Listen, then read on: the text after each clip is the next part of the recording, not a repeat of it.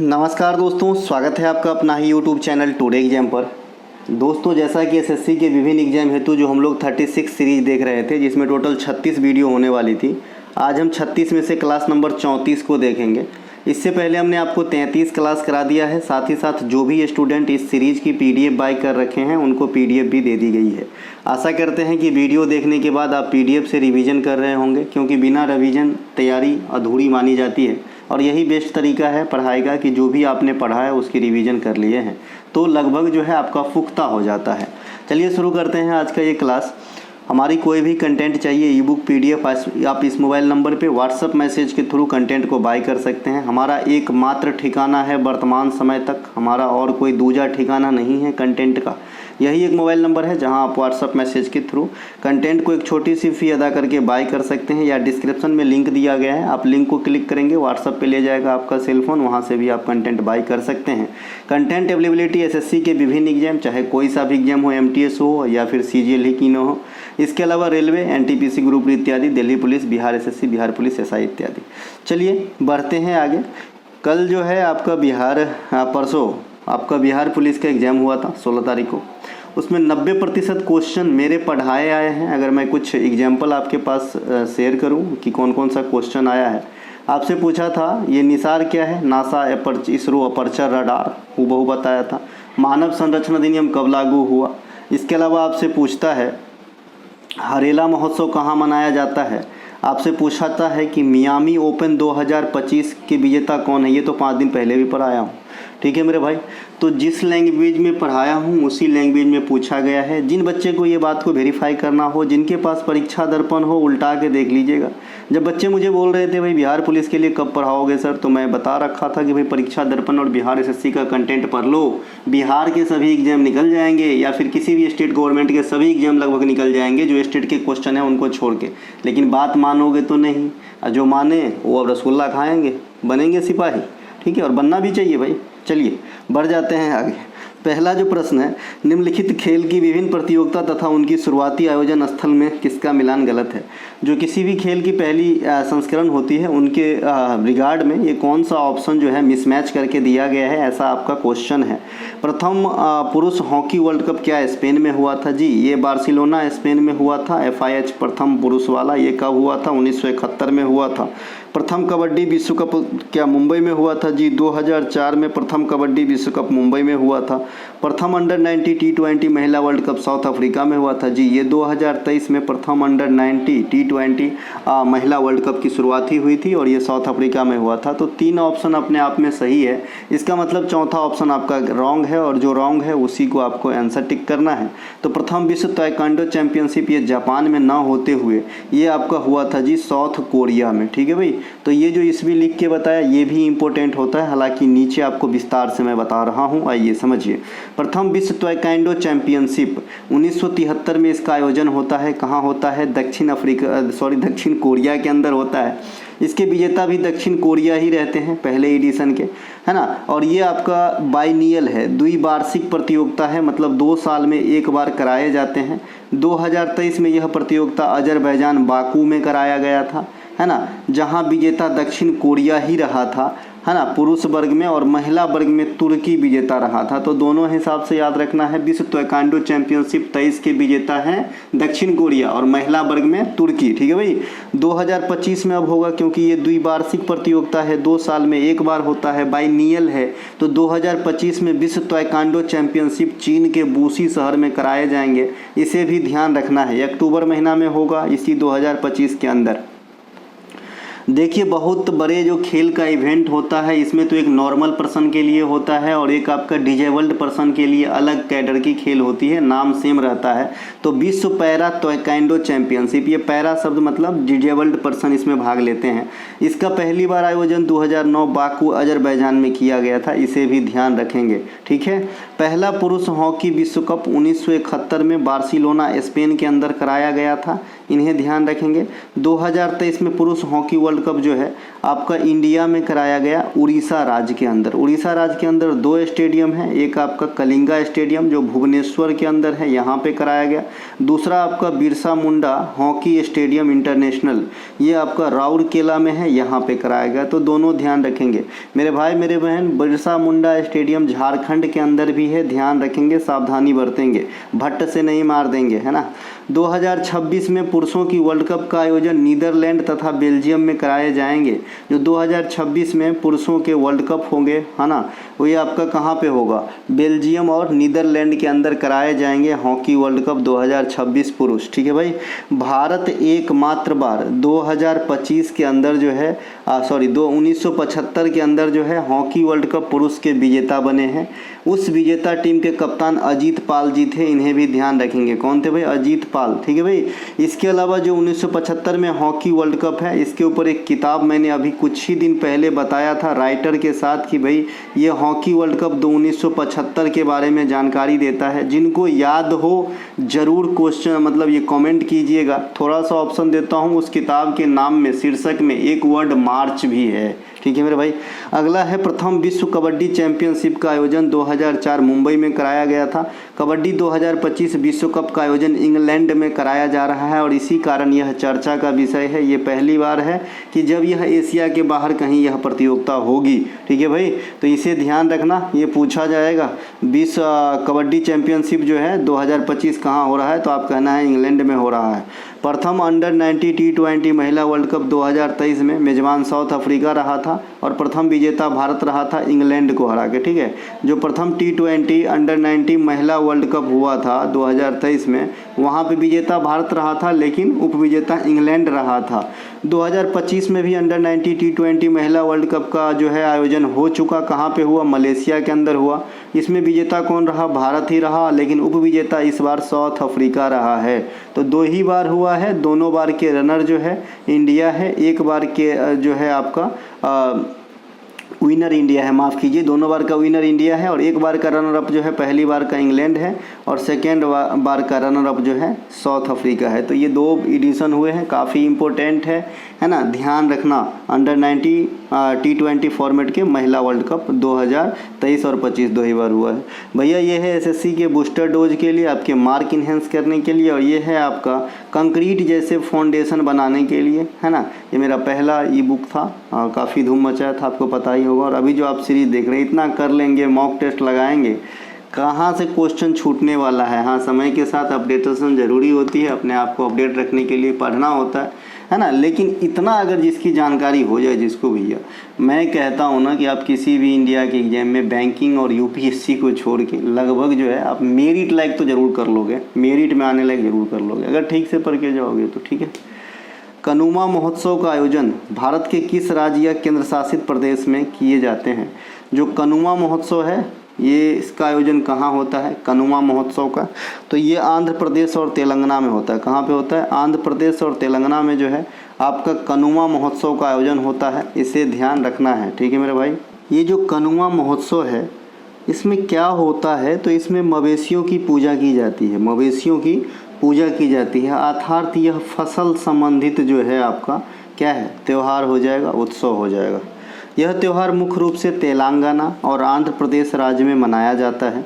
इस त्यौहार का आयोजन मकर संक्रांति के 3rd डे, तीसरे दिन करे जाते हैं। दिस इज इम्पोर्टेंट पॉइंट, आपके इसी फॉर्मेट में बड़े बड़े एसएससी की एग्जाम क्वेश्चन पूछता है, तो ये भैया VVI कर लेना, है ना। ये मकर संक्रांति के तीसरे दिन वाली बात जो है ना कनुमा महोत्सव में, इस बात को भी याद रखना।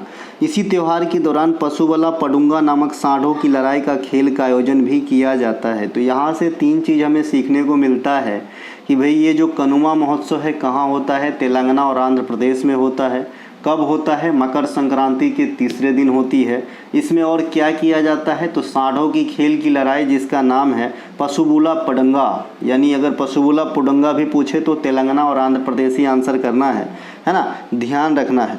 जलीकट्टू भी एक प्रकार का इसी प्रकार का खेल है, जलीकट्टू। यह भी मकर संक्रांति के तीसरे दिन, जिसे मट्टू पोंगल कहा जाता है ना। चूँकि तमिलनाडु में मकर संक्रांति को पोंगल के नाम से हम सेलिब्रेट करते हैं, इसीलिए यहाँ पे मैंने मकर संक्रांति के तीसरे दिन कह दिया है। आप पोंगल के तीसरे दिन कह सकते हैं, कोई दिक्कत नहीं है।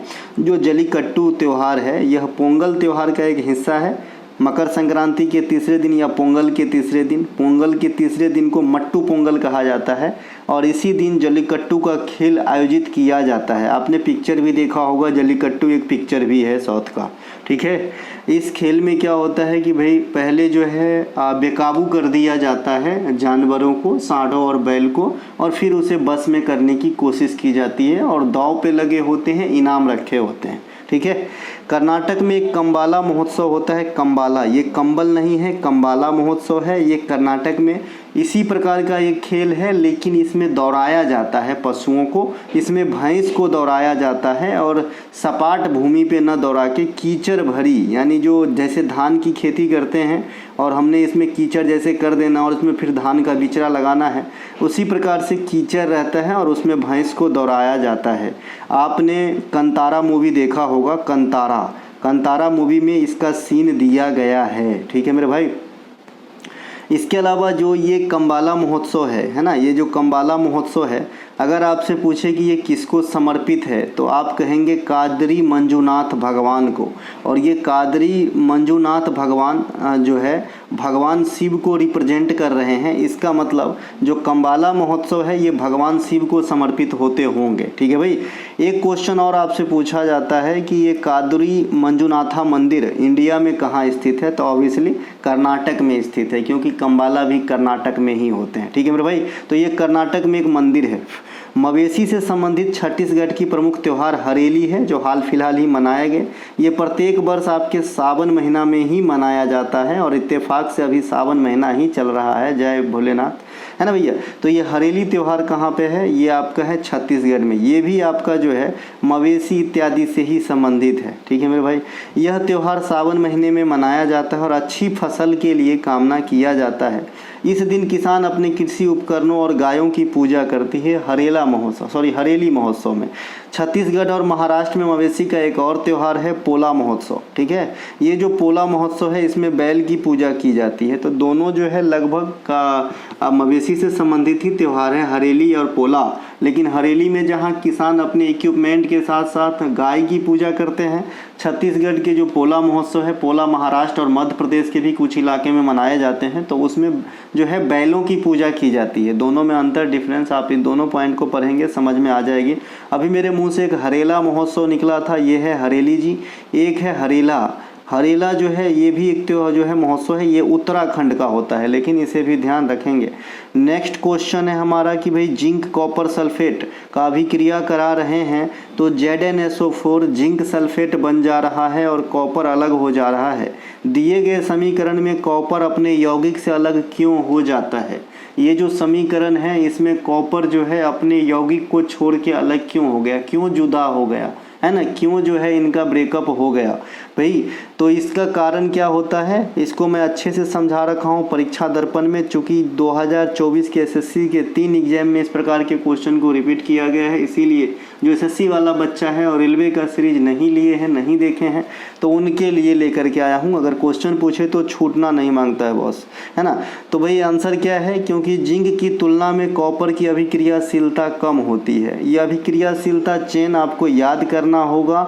ये नीचे अभिक्रियाशीलता का चेन दिया गया है, परीक्षा दर्पण में मैंने बड़े अच्छे से समझाया है, याद करने का तरीका भी बताया है ना। इसमें सबसे ऊपर है potassium, sodium, calcium, magnesium, aluminium, zinc, iron, lead, है ना, hydrogen, copper, mercury, silver, gold.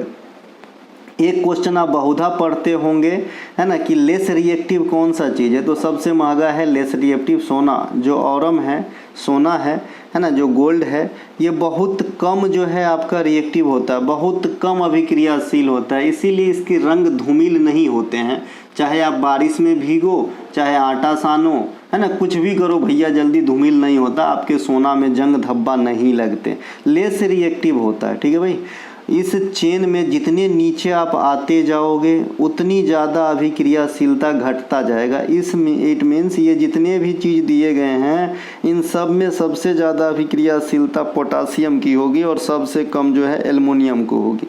इसे हम डिवाइड करके याद करते हैं। हाइड्रोजन से पहले जो है ये है, इसके लास्ट में लगभग मौ होता है। देखिए potassium, sodium, calcium, magnesium, aluminium, जो मौ वाला होता है ना काफ़ी रिएक्टिव होता है, ऊपर रहता है ना। और हाइड्रोजन से कम जो है महंगाई के अनुसार हम तय करते हैं। कॉपर थोड़ा सा महंगा लेकिन इनसे सस्ता, मरकरी से सस्ता, सिल्वर मरकरी से महंगा और गोल्ड सिल्वर से महंगा। तो इस हिसाब से हम याद कर लेते हैं, जो जितना महंगा उतना कम अभिक्रियाशील, ठीक है। और ऊपर में लास्ट में मौ आता है ज़्यादातर। इस प्रकार से हमने याद रखा है, आप जैसे याद रख सकते हो याद रख लेना मेरे भाई, बहुत काम की चीज़ होती है। आज बिहार पुलिस में भी जो है कल एग्जाम जो हुआ था कल या परसों, तो उसमें जो है आपका पूछा गया था रिएक्शन का चेन देके हूबहू पूछा गया था।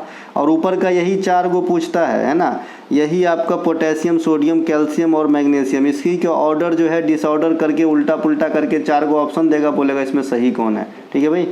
तो ध्यान रखना, इसी के अनुसार जो है विस्थापित हो जाते हैं। जो अधिक अभिक्रियाशील है खुद का यौगिक का निर्माण करेगा और कम अभिक्रियाशील वाले को यौगिक से हटा देता है। जैसे यहाँ पे जो एग्जाम्पल दिया गया था, है ना, इस अभिक्रिया में जिंक कॉपर का जो है जिंक जो है कॉपर Cu से अधिक अभिक्रियाशील होता है, इसीलिए यह कॉपर सल्फेट CuSO4 के विलयन से कॉपर को विस्थापित कर देता है और जिंक सल्फेट ZnSO4 बनाता है ना। यह एक रेडॉक्स अभिक्रिया भी है। इस पार्टिकुलर पॉइंट की बात हम आगे करेंगे, यहाँ कंफ्यूज मत होइए। इस पार्टिकुलर पॉइंट की बात हम इसी क्वेश्चन के साथ आगे करेंगे, ठीक है। यहाँ से भूल जाइए कि क्या लिखा है, यहीं तक पढ़िए, है ना। देखिए कहने का मतलब है कि ये जो आपका ये है अभिक्रिया दिया गया था, है ना, ये आपका अभिक्रिया कुछ इस प्रकार से दिया गया था, Zn zinc plus CuSO4 copper sulphate, और इस साइड आपका ZnSO4 बन गया था और प्लस कॉपर अलग हो गया था।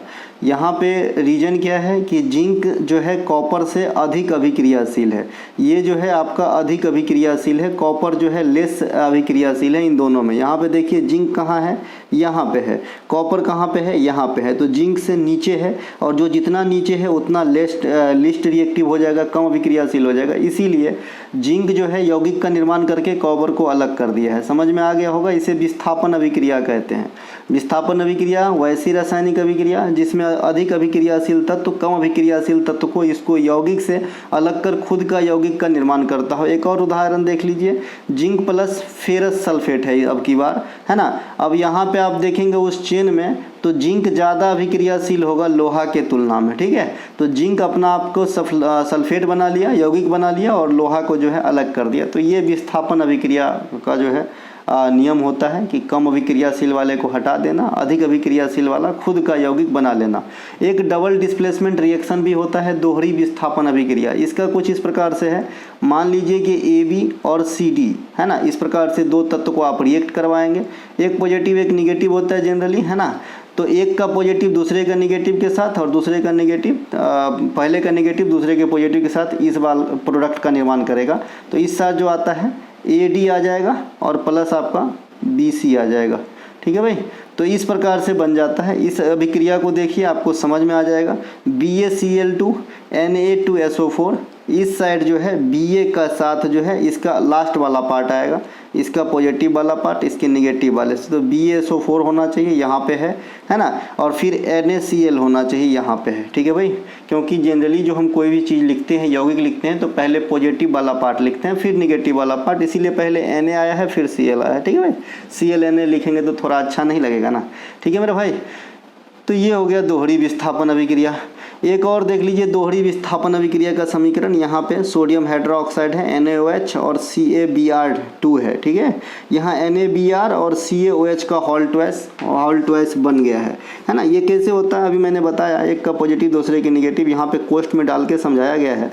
Na जो है इसके इन NaOH में पॉजिटिव काम कर रहा है, तो Na और इस वाले में दूसरा पार्ट निगेटिव वाला, तो NaBr के साथ जाएगा, आपका बन गया है NaBr, ठीक है। और इसमें बच गया आपका OH और इसमें बच गया Ca, तो CaOH एक साथ आ जाएगा। अब जितना भाई कैलकुलेशन बैलेंस करना तो आप समझते ही होंगे, इसीलिए CaOH का हॉल ट्वाइस है।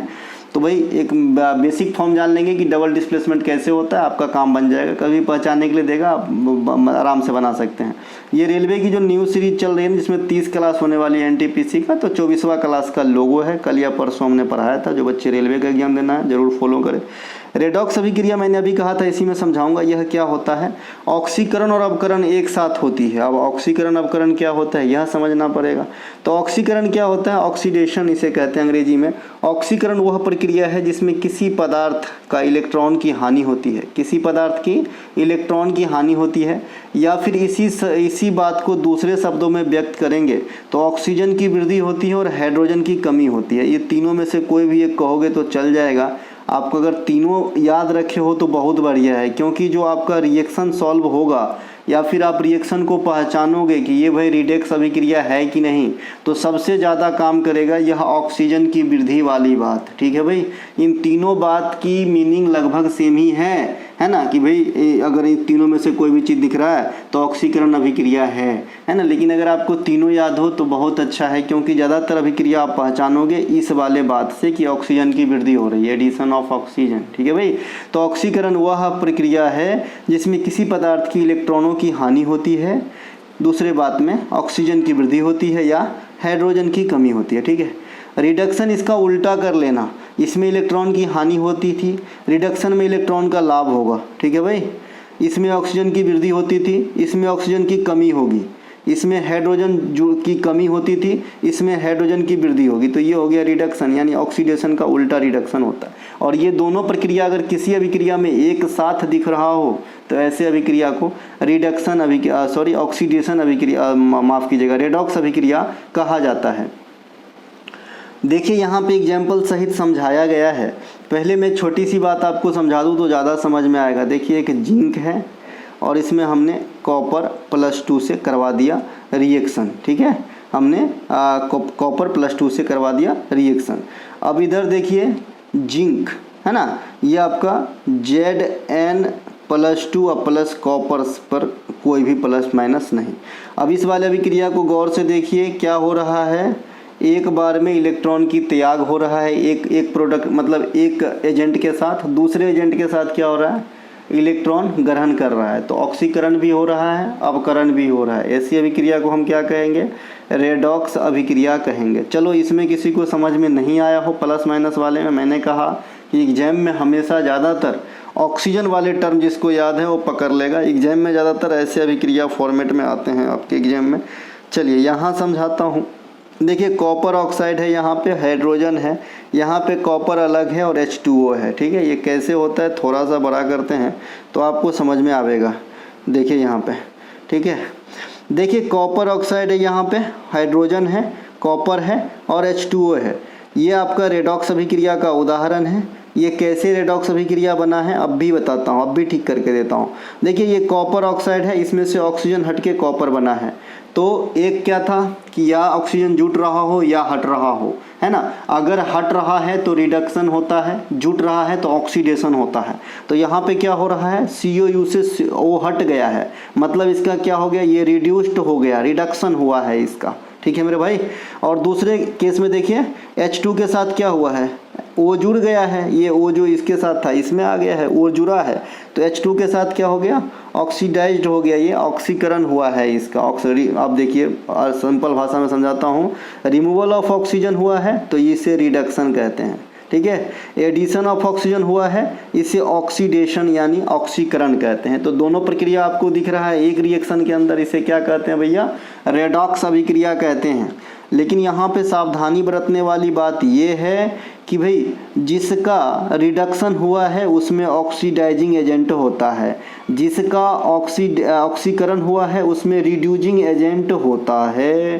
तो ये बात ध्यान रखना है। ठीक है मेरे भाई, यहाँ पे H2 का हुआ तो है ऑक्सीकरण, क्योंकि इसके साथ ऑक्सीजन जो है जुटा है ना, लेकिन ये H2 कहलाएगा रिड्यूसिंग एजेंट। ठीक है, और यहाँ पे इसका हुआ है अवकरण, क्योंकि इससे रिमूवल ऑफ ऑक्सीजन हुआ है, ऑक्सीजन को हटाया गया है यहाँ से, लेकिन यह कहलाएगा ऑक्सीडाइजिंग एजेंट। इस बात की सतर्कता बरतना कि जिसका रिडक्शन होता है उसी में ऑक्सीडाइजिंग एजेंट रहेगा और जिसका ऑक्सीकरण होता है उसमें रिड्यूसिंग एजेंट रहेगा। ठीक है, यहाँ से क्वेश्चन पूछे जाते हैं। ठीक है भैया, चलते हैं नेक्स्ट। ये है भैया परीक्षा दर्पण रेलवे वाली।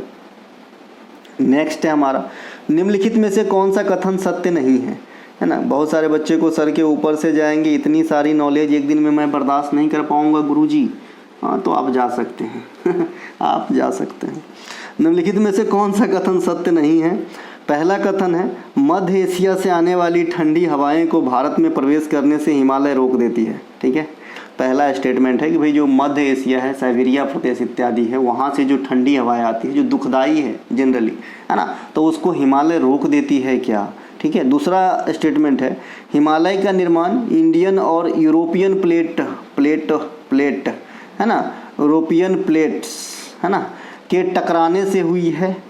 तो भाई पहला स्टेटमेंट बिल्कुल सही है। आप इंडिया में जनरली यह नहीं सुनते होंगे कि भाई जो ठंडी हवा है ना, जो एशिया ओरिजिन की ठंडी हवा है, मध्य एशिया से उत्पत्ति होती है, निकलती है, उसके कारण जो है बहुत ज़्यादा विनाश हो गया। हाँ, यहाँ तूफान वगैरह आते हैं, है ना, लेकिन इतना ये हवा के कारण तो आपने कभी नहीं सुना होगा। मतलब हिमालय रोकती है, इसको एक बाउंड्री का काम करता है, तो सही है।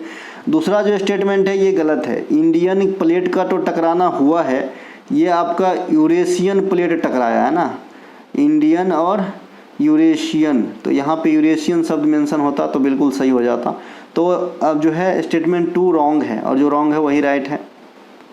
नेक्स्ट है, अच्छा पॉइंट है यहाँ पे, हिमालय का निर्माण जो है इंडियन और यूरेशियन प्लेट के टकराने से हुई है। हिमालय के स्थान पे प्राचीन काल में तेथीज सागर हुआ करता था।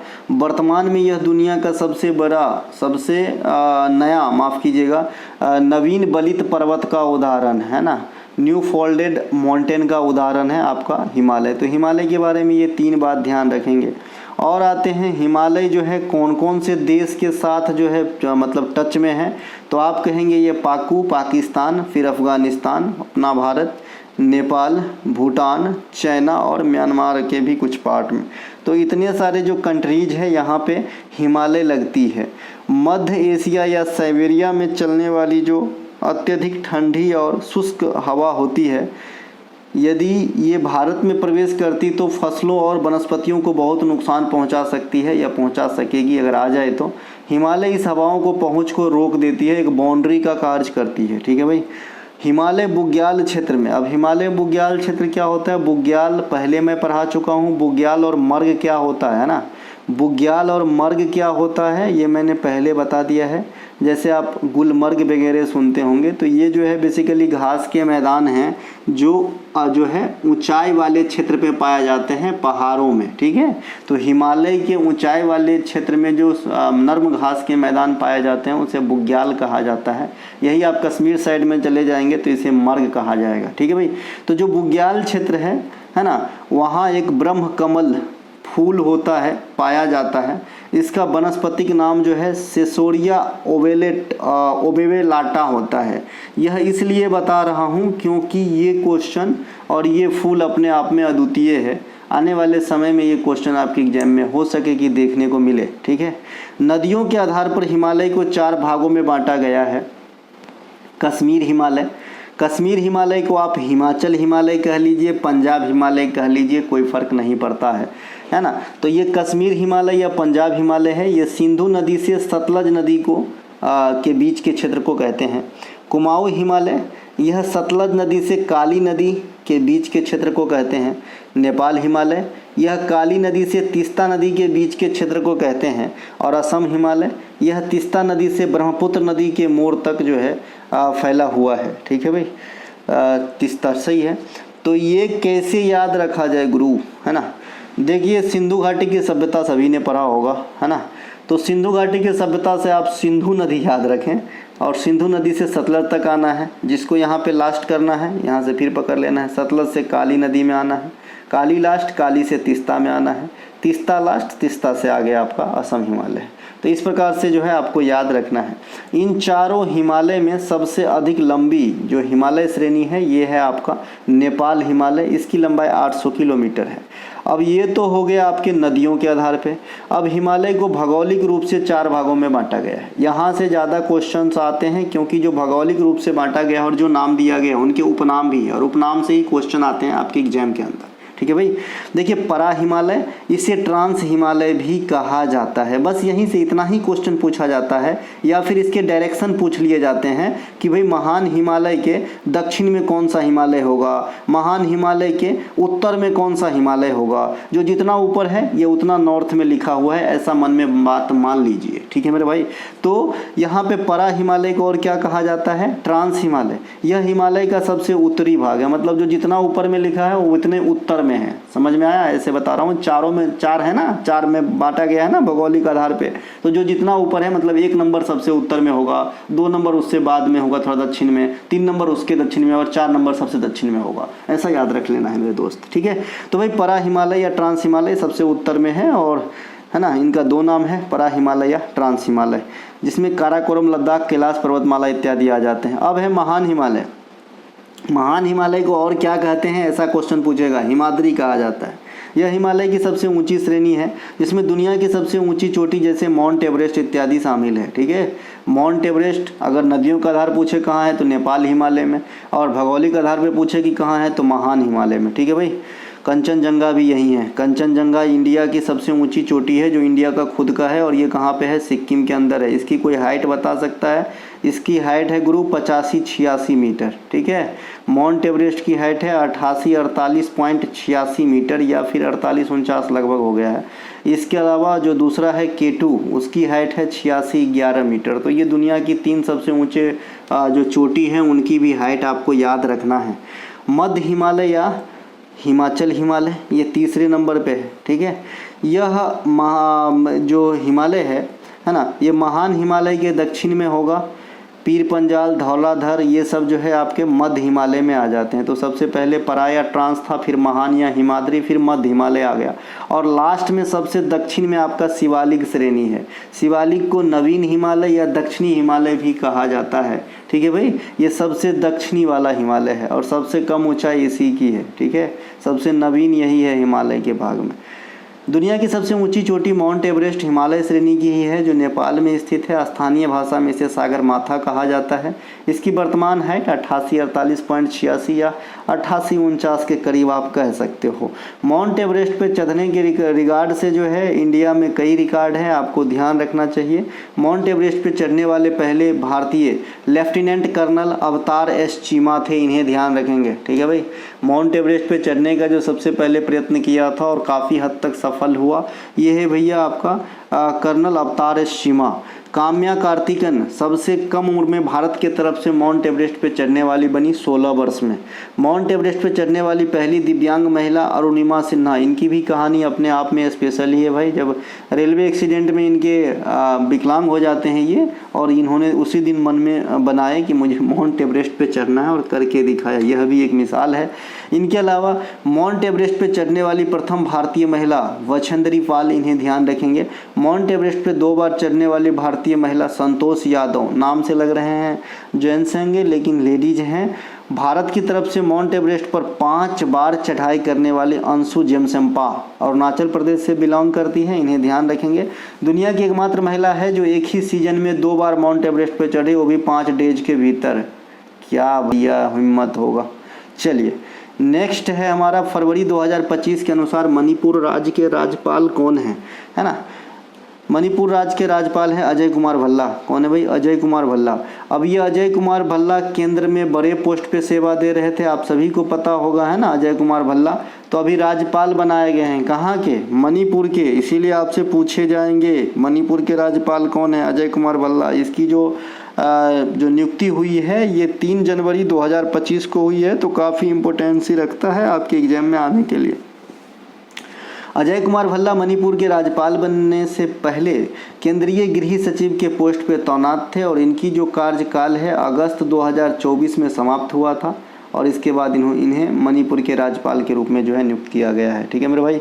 वर्तमान समय में अगर आपसे पूछे कि भाई केंद्रीय गृह सचिव कौन है, तो आप कहेंगे गोविंद मोहन, है ना। गोविंद मोहन जो है ये आपके वर्तमान में क्या है, केंद्रीय गृह सचिव है। ठीक है। वर्तमान समय में मिजोरम के नए राज्यपाल कौन है, विजय कुमार सिंह, VK सिंह मिजोरम के नए राज्यपाल के रूप में नियुक्त हुए हैं। ये भी जनवरी 2025 में ही नियुक्त किए गए हैं। उड़ीसा के नवनिर्वाचित, माफ़ कीजिएगा, निर्वाचित नहीं, नियुक्त, क्योंकि राज्यपाल की नियुक्ति होती है, निर्वाचन नहीं होता। नवनियुक्त राज्यपाल हरिबाबू कंभमपति है ना। तो ये तीनों राज्यपाल को जरूर याद रखें, ये जनवरी 2025 में नियुक्त होते हैं। ठीक है। लद्दाख के नए उपराज्यपाल अब कौन बन गए हैं, कविंदर गुप्ता। लद्दाख के जो नए उपराज्यपाल हैं ये कौन बने हैं, कविंदर गुप्ता। देखिए जो भी केंद्र शासित प्रदेश हैं उनके जो शासक होते हैं या तो उन्हें प्रशासक कहा जाता है या फिर उन्हें उपराज्यपाल कहा जाता है। ठीक है भाई। इनके अलावा राज्यपाल का पद की बात करेंगे, अनुच्छेद 153 में वर्णित है। राज्यपाल राज्यों में कार्यपालिका का प्रधान होते हैं। राज्यपाल की नियुक्ति राष्ट्रपति के द्वारा किया जाता है तथा राष्ट्रपति के प्रसाद पर्यंत पद को धारण करता है। इस पार्टिकुलर शब्द प्रसाद पर्यंत का मतलब होता है कि जब तक मन मिल रहा है, जब तक राष्ट्रपति चाहे। ठीक है भाई। राज्य विधानसभा में प्रोटेम स्पीकर की नियुक्ति राज्यपाल के द्वारा ही किया जाता है। ये प्रोटेम स्पीकर कब नियुक्त होते हैं, जब मेन स्पीकर जो है सेवा में न हो, यानी विधानसभा का जो है कार्यकाल नहीं चल रहा हो, इलेक्शन वगैरह हो रहा हो। ठीक है भाई। तो उस समय प्रोटेम स्पीकर जो है काम को संभालते हैं, है ना। और जब इलेक्शन की रिजल्ट आ जाती है तो शपथ वगैरह दिलाने के समय भी ये रहते हैं प्रोटेम स्पीकर। इसके बाद जो मेन स्पीकर है वो आ जाते हैं। ठीक है। मुख्यमंत्री तथा राज्य के अन्य वरिष्ठ मंत्रीगण की नियुक्ति भी राज्यपाल करते हैं। पहले तो मुख्यमंत्री की नियुक्ति कर देते हैं, फिर मुख्यमंत्री के सलाह से मंत्रिपरिषद के अन्य सदस्यों की नियुक्ति भी राज्यपाल के द्वारा ही किया जाता है। राज्यपाल से संबंधित कुछ अनुच्छेद तथा उनमें वर्णित उपबंध को हम नीचे दर्शा रहे हैं। राज्यपाल का जो पोस्ट है ये आपके 153 में आएंगे। इनके अनुसार प्रत्येक राज्य के लिए एक राज्यपाल होगा। अनुच्छेद 154 में कहा गया है कि राज्य की कार्यकारी शक्ति जो है राज्यपाल में निहित होगा, लेकिन यह सिर्फ नाम मात्र का है ना, ये सिर्फ जो है नाम मात्र का है। ठीक है। क्योंकि राज्य का जो सभी फैसिलिटी है उनका उपभोग या किनके माध्यम से होता है, CM के द्वारा। CM के पास ज़्यादा पावर है, लेकिन राज्यपाल राज्य में कार्यपालिका का प्रधान कहे जाएंगे। वैसे ही केंद्र में कार्यपालिका का प्रधान तो प्रेसिडेंट होते हैं, लेकिन ज़्यादा पावरफुल की बात करें तो PM होते हैं। ठीक है मेरे भाई। इनके अलावा अनुच्छेद 155 राज्यपाल की नियुक्ति राष्ट्रपति के द्वारा की जाती है। अनुच्छेद 156 राज्यपाल राष्ट्रपति के प्रसाद पर्यंत पद को धारण करते हैं। अनुच्छेद 157 राज्यपाल नियुक्त होने के लिए जो भी शर्त हैं, अर्हताएँ हैं। 158 राज्यपाल की भर्ती की जो शर्त हैं ये भी इसी में है। इनके अलावा 159 राज्यपाल द्वारा शपथ या प्रतिज्ञान है। 160 कुछ आकस्मिकताओं में राज्यपाल की कृतियों का निर्वहन है। अनुच्छेद 161 राज्यपाल की क्षमादान है। अगर किसी व्यक्ति को सजा हो गया है तो राज्यपाल राज्य के अंदर उन्हें क्षमा को कम करा सकता है, पूर्ण रूप से माफ़ नहीं करा सकते। जैसे किसी को मृत्यु दंड है तो राज्यपाल और प्रेसिडेंट जो है पूर्ण रूप से माफ़ भी करा सकते हैं, लेकिन राज्यपाल नहीं। इनके अलावा अनुच्छेद 162 राज्य की कार्यकारी शक्ति की सीमा होती है। 163 राज्यपाल को सलाह देने के लिए मंत्री परिषद होते हैं। 164 मंत्रियों की नियुक्ति करते हैं, उनकी पद शर्तें इत्यादि। अनुच्छेद 165 राज्य में जो सबसे बड़ा विधिक अधिकारी महाधिवक्ता होते हैं उनकी नियुक्ति करते हैं। अनुच्छेद 166 राज्य सरकार का कामकाज से संबंधित है। 167 राज्यपाल को सूचना देने आदि से संबंध में मुख्यमंत्री के कर्तव्य को दर्शाया गया है। अनुच्छेद 176 जो है एक राज्यपाल का विशेष भाषण होता है ना, विशेष भाषण होता है, ये विशेष संबोधन यहाँ पे लिखा है। ठीक है। 1956 में एक संविधान संशोधन हुआ था, 7वां नंबर। ये 7वां संविधान संशोधन में कहा गया है कि भाई एक ही व्यक्ति एक ही टाइम में एक से अधिक राज्यों में राज्यपाल के रूप में सेवा देंगे। ठीक है। The act of my life नामक पुस्तक के लेखक लेखिका कौन है? The act of my life ये पुस्तक लिखे हैं अमरीश पुरी साहब। कौन लिखे हैं? अमरीश पुरी जी की पुस्तक है, ये हमारे बीच नहीं है। मेरी फिल्मी आत्मकथा ये बालराज साहनी के द्वारा लिखा गया है। The best thing about you is you, है ना। बहुत अच्छी बात है कि तुम हो, है ना। तो भैया ये अनुपम खेर की पुस्तक है। ऐसे किताब खेर साहब ही लिखते हैं, है ना। और इन्होंने लाइफ में कुछ भी हो सकता है, इनका एक शो भी आता था, है ना। आयुष्मान खुराना ने cracking the code my journey in Bollywood नामक किताब लिखे हैं और इस किताब को लिखने में उनकी पत्नी साथ निभाई है जिनका नाम ताहिरा कश्यप है ना। The 7 sings being a mother, है ना, ये भी ताहिरा कश्यप जी की पुस्तक है, आयुष्मान खुराना साहब के वाइफ हैं। द किस, है ना, द किस जो है इमरान हाशमी के द्वारा लिखा गया पुस्तक है ना। अनफिनिश्ड ए मेमोइर, है ना, इस पुस्तक के लेखिका है प्रियंका चोपड़ा जोनास, है ना, Priyanka Chopra Jonas. Romancing with life, ये देवानंद साहब की किताब है। प्रेगनेंसी बाइबिल, यह करीना कपूर जी की किताब है। तो ये कुछ एक फिल्मी हस्तियों का किताब जो आपको याद रखना चाहिए। पूछते हैं, अब मेरी तो कोई मंशा नहीं है याद रखने का, मेरी बस चले तो मैं फिल्म भी ना देखूं, है ना, लेकिन क्या करूं, है ना, चलिए देखना पड़ता है। वर्ष 2026 में आईसीसी T20 महिला वर्ल्ड कप का आयोजन कहाँ किया जाएगा, है ना, तो इंग्लैंड। कहने का मतलब है मेरी बस चले तो मैं ये किताब को याद न रखूं, लेकिन रखना पड़ता है, मतलब नौकरी लेना है भैया, तो अब जो क्वेश्चन पूछता है उसकी जवाब तो देना पड़ेगा ना, उसके लिए पढ़ना पड़ेगा, ये मैं कहना चाह रहा हूँ। तो ये भैया इंग्लैंड में होगा। वर्ष 2026 में आईसीसी T20 महिला वर्ल्ड कप कहाँ पे होगी, इंग्लैंड में होगी। इससे पहले मैंने क्या है कि इंग्लैंड में बताया था, कबड्डी वर्ल्ड कप 2025, ध्यान रखना। आईसीसी T20 महिला वर्ल्ड कप की शुरुआत 2009 में हुआ था।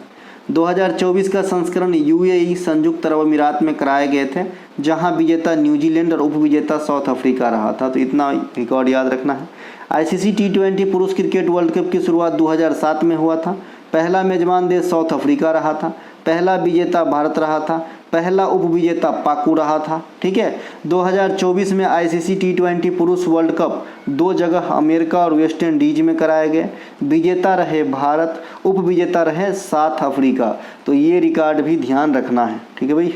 नेक्स्ट, आईसीसी T20 पुरुष क्रिकेट वर्ल्ड कप 2026 का आयोजन, अब ये पुरुष वाला है, महिला वाला तो इंग्लैंड में हो जाएगा।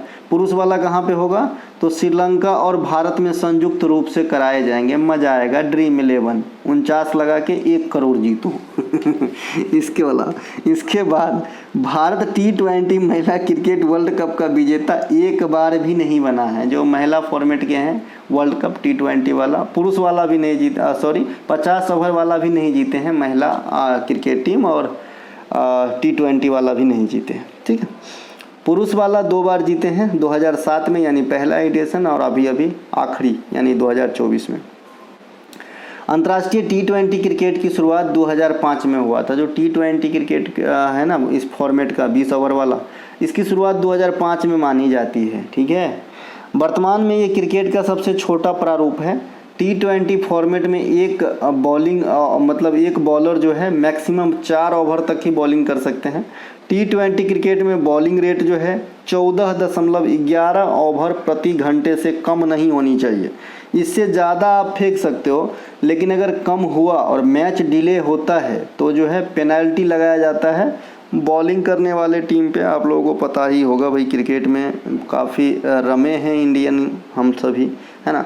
ICC T20 cricketer of the year 2024 का पुरस्कार अर्शदीप सिंह को मिला है। इन्हें ध्यान रखेंगे, ठीक है भाई। आप लोगों के लिए क्वेश्चन रखता हूँ, टेस्ट क्रिकेट में, है ना, टेस्ट क्रिकेट के अंदर बॉलिंग रेट क्या है, कितने ओवर प्रति घंटा, या फिर जो भी आपके हिसाब से आंसर है, क्योंकि मैं बता रखा हूँ इसीलिए याद आ गया, पूछ दिया, बिना बताए नहीं पूछूंगा। भारतीय संविधान के किस अनुच्छेद के अनुसार संसद में राष्ट्रपति सहित 2 सदन होते हैं, राज्यसभा और लोकसभा? तो आर्टिकल 79 में यह कहा गया है कि भारत का संसद राष्ट्रपति के साथ साथ 2 सदन से मिलकर बने हैं, लोकसभा और राज्यसभा। राज्यसभा भारतीय सदन का अपर सदन है। इसे काउंसिल ऑफ स्टेट भी कहा जाता है, इसे भी ध्यान रखना। काउंसिल ऑफ स्टेट किसे कहा जाता है? राज्यसभा को, ठीक है। इसके अलावा हाउस ऑफ पीपुल्स किसे कहा जाता है? लोकसभा को। ये शब्द हाउस ऑफ कॉमन्स से लिया गया है। जो इंग्लैंड में जो छोटे सदन होते थे उसे हाउस ऑफ कॉमन्स कहा जाता है। तो यहाँ पे लोकसभा जो है उसी से मिलता जुलता है, हाउस ऑफ पीपुल, है ना। और जो राज्यसभा है उसे काउंसिल ऑफ स्टेट कहा जाता है, राज्यों का प्रतिनिधि भी कह सकते हैं। लोकसभा भारतीय संसदीय व्यवस्था में निम्न सदन होते हैं, हाउस ऑफ पीपुल या जनता का सदन भी कहलाता है, और राज्यसभा को काउंसिल ऑफ स्टेट कहते हैं। अनुच्छेद 80 जो है ये राज्यसभा को बारे में बताता है। अनुच्छेद 81 जो है ये लोकसभा के बारे में उपबंध करता है। राज्यसभा में न्यूनतम एज जो है 30 वर्ष है, लोकसभा में न्यूनतम एज 25 वर्ष है। राज्यसभा का कार्यकाल परमानेंट होता है, लोकसभा है ना, या परमानेंट कहने का मतलब इसका विघटन नहीं होता है, कभी भी समाप्त नहीं होता, चलता रहता है, अनवरत, है ना। लोकसभा का कार्यकाल सामान्य स्थिति में 5 वर्ष होता है। सामान्य स्थिति शब्द का मीनिंग यहाँ पे है अगर सरकार चली तो, अगर सरकार नहीं चली तो हो सकता है 5 दिन में गिर जाए, ठीक है भाई। राज्यसभा में सदस्यों का कार्यकाल 6 वर्षों का होता है। यहाँ पे जो बच्चे नए कॉमर हैं उनको दिक्कत हो सकती है भाई। राज्यसभा का कार्यकाल सर आपने अस्थाई बताया है, यहाँ पे आप बता रहे हो राज्यसभा का कार्यकाल 6 वर्षों का होता है। जी सही बताया हूँ।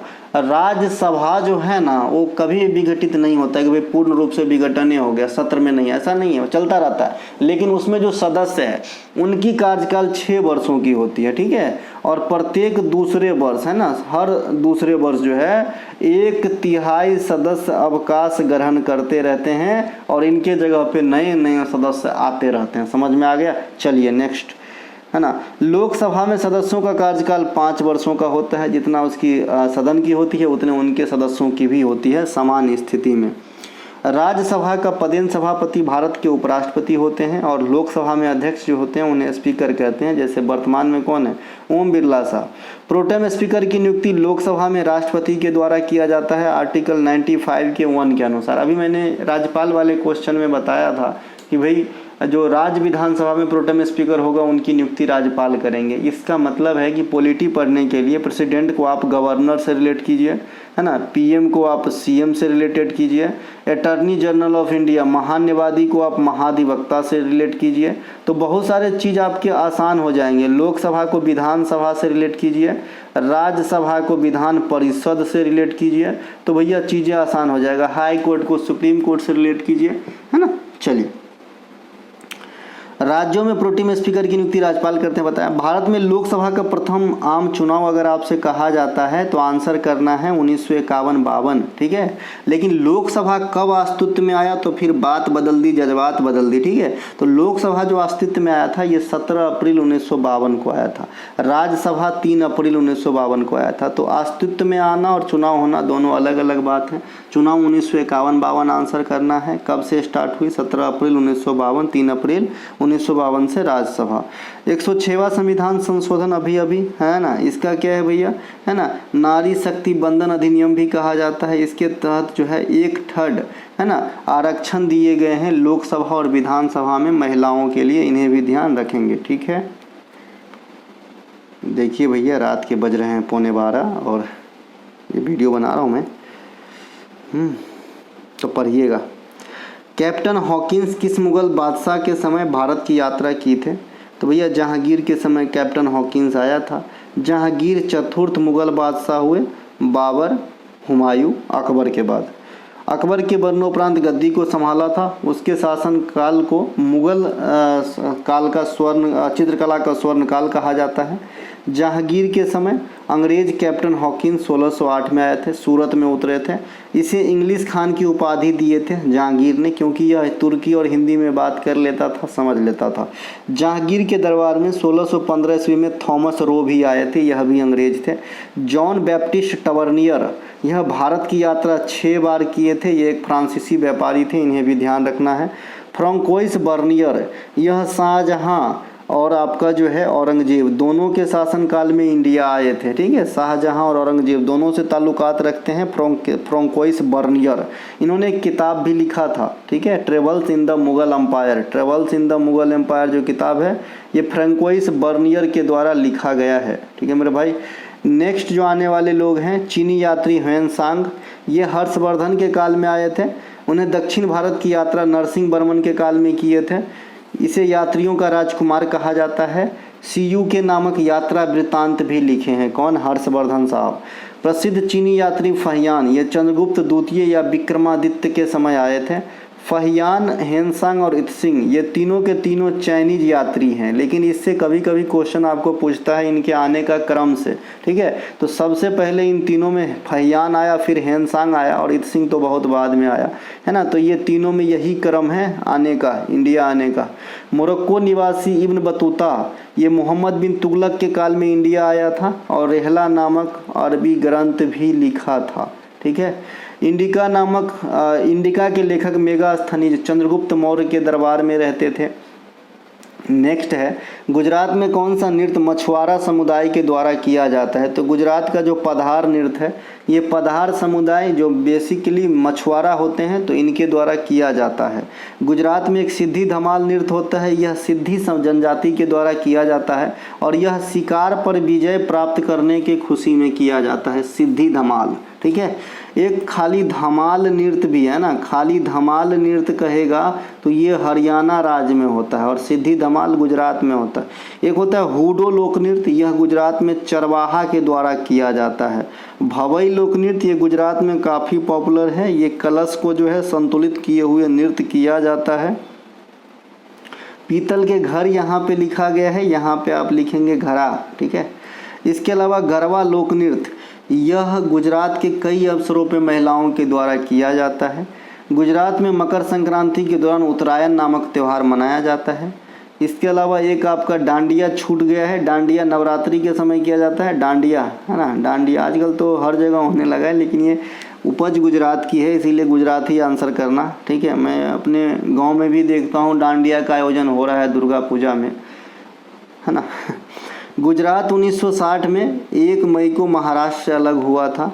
सेमीकंडक्टर नीति अपनाने वाला देश का पहला राज्य गुजरात है, इन्हें भी ध्यान रखेंगे। नेक्स्ट है, इंडियन नेशनल लिबरल फेडरेशन की स्थापना किसके द्वारा किया गया था? कब किया गया था और किसके द्वारा लिख पूछा भाई, तो कब किया गया था क्या आंसर कर दिया हूँ मैं, 1919 में। किसके द्वारा पूछेगा तो सुरेंद्र नाथ बनर्जी आंसर कर देना है। ठीक है भाई, है ना। इसकी स्थापना 1919 में सुरेंद्र नाथ बनर्जी के द्वारा किया गया था और यह जो संगठन था ये कैसा संगठन था? तो उदारवादी संगठन था, उदारवादी, उग्रवादी, है ना, ये सब आपसे पूछा जाता है कि कैसा संगठन है फलाना। ठीक है, तो इनके जो सदस्य थे ना ये लिबरल प्रकार के थे, नाम से ही स्पष्ट है लिबरल। ठीक है, और ये मॉन्टेग्यू चेम्सफोर्ड योजना में जो भी नए निर्णय लिया गया उनका समर्थन करते थे। ठीक है मेरे भाई। ऑल इंडिया एसोसिएशन की स्थापना 1866 में दादा भाई नौरोजी के द्वारा कहाँ पे किया गया था? लंदन के अंदर किया गया था। फॉरवर्ड ब्लॉक की स्थापना नेताजी सुभाष चंद्र बोस 22 जून 1939 को की थी। नेताजी सुभाष चंद्र बोस कांग्रेस में 2 बार अध्यक्ष पद पे सेलेक्ट हुए थे, 1938 हरिपुरा और 1939 त्रिपुरी। लेकिन 1938 में हरिपुरा में अध्यक्षता संभाले, त्रिपुरी में माफ़ कीजिए, इन्होंने यहाँ पे इस्तीफा दे दिए कांग्रेस से। ठीक है भाई, और ये जो बचा हुआ सेशन रहा तो इनकी अध्यक्षता बाद में राजेंद्र प्रसाद के द्वारा करवाया गया, इस कांग्रेस के अधिवेशन की अध्यक्षता। ठीक है, और ये इस्तीफा क्यों दिए? इनके अगेंस्ट में कौन खड़ा थे उस अध्यक्ष पद के लिए? पट्टाभी सीतारामैया। ठीक है मेरे भाई। और इसमें सबसे पहले 1942 में कैप्टन मोहन सिंह ने की थी। ठीक है, 1943 सिंगापुर में इसका पुनर्गठन नेताजी सुभाष चंद्र बोस के द्वारा किया गया था। तो आज़ाद हिंद फौज में 2 आदमी का नाम आना, कैप्टन मोहन सिंह का और बाद में नेताजी सुभाष चंद्र बोस जो है इनके सर्वे सर्वा बनाए गए 1943 के अंदर, इन्हें भी ध्यान रखना है। इसके अलावा जो है आपका नेक्स्ट पॉइंट है, कितना हो गया, कांग्रेस सोशलिस्ट पार्टी 1934 में इसकी स्थापना बिहार के अंदर जयप्रकाश नारायण साहब और नरेंद्र देव के द्वारा किया गया था। हिंदुस्तान रिपब्लिकन एसोसिएशन 1924 कानपुर राम प्रसाद बिस्मिल, सचिन सन्याल इत्यादि के द्वारा। हिंदुस्तान सोशलिस्ट रिपब्लिकन एसोसिएशन हसरा, इसकी स्थापना 1928 में भगत सिंह सुखदेव के द्वारा किया जाता है। लेकिन एक बात मैं हमेशा बताते आया हूँ कि एचआरए का नाम हसरा करने का जो विचार है सबसे पहले चंद्रशेखर आज़ाद साहब के मन में आया था। भारत में थियोसॉफिकल सोसाइटी लाने का श्रेय एनी बेसेंट को दिया जाता है ना, इन्हें भी ध्यान रखेंगे। नेक्स्ट है, द्रविड़ शैली में बने मंदिरों कि ऊपरी भाग को क्या कहा जाता है? तो द्रविड़ शैली में जो मंदिर बने हैं उनके ऊपरी भाग को विमानन या विमान कहा जाता है, ध्यान रखेंगे। द्रविड़ शैली में बने मंदिर के ऊपरी भाग को विमान कहा जाता है। यह एक पिरामिड नुमा संरचना होती है, गर्भगृह के ठीक ऊपर होती है। द्रविड़ शैली विशेष रूप से दक्षिण भारत में बनाए जाते हैं। नागर शैली में बने मंदिर के ऊपरी भाग को शिखर कहा जाता है। शिखर के ऊपरी तथा कलश के नीचे वाले भाग को आमलक कहा जाता है। ये कैसे समझेंगे? इस फोटो को देखेंगे समझ जाएंगे। देखिए, ये है आपके नागर शैली में बनाए गए मंदिर का स्टाइल। ठीक है, ये जो पोर्शन है इसे कहा जाता है मंदिर के ऊपरी भाग को शिखर, और ये जो शिखर है इसके ठीक नीचे जो बिंदु होगा वहाँ पे होगा गर्भगृह, और गर्भगृह में क्या रहते हैं? प्रभु श्री राम। ठीक है, यानी देवी देवता रहते हैं। ठीक है, अब शिखर के जो ऊपरी भाग है इसे कहते हैं आमलक। और जो ये कलश है, कलसा जो है, ये कलसा और ये शिखर, यानी ये शिखर और कलसा के बीच का जो पोर्शन है इसे आमलक कहा जाता है। ये भी आपके एग्जाम में पूछे जाते हैं। द्रविड़ शैली की मुख्य विशेषता क्या होता है? विमान, यह मंदिर के मुख्य टावर होते हैं जो एक पिरामिड के आकार का होता है। गोपुरम, यह एक लंबा प्रवेश द्वार होता है। मंडप, यह मंदिर में हॉल होते हैं जहाँ भक्तजन प्रार्थना करते हैं। गर्भगृह, यह मंदिर में वो स्थान होता है जहाँ देवी देवता को रखे जाते हैं। ठीक है भैया, तो आज का यह वीडियो यहीं पे लास्ट हो रहा है। यह अंतिम क्वेश्चन था। हम मिलेंगे अगले वीडियो में, तब तक के लिए जय हिंद। 21 तारीख को कुछ खास आ रहा है आप लोगों के लिए। जिनको भी SSC MTS टारगेट पे हो उसे निशाना लगा देना है और सेलेक्ट होके एक सीट अपने नाम कर लेना है। मिलेंगे अगले वीडियो में, तब तक के लिए जय हिंद। हमारा कोई सा भी कंटेंट चाहिए, डिस्क्रिप्शन में लिंक है, आप लिंक क्लिक करके कंटेंट को बाय करके पढ़ के अपने काम को आसान कर सकते हो। पढ़ो वही जो काम का हो।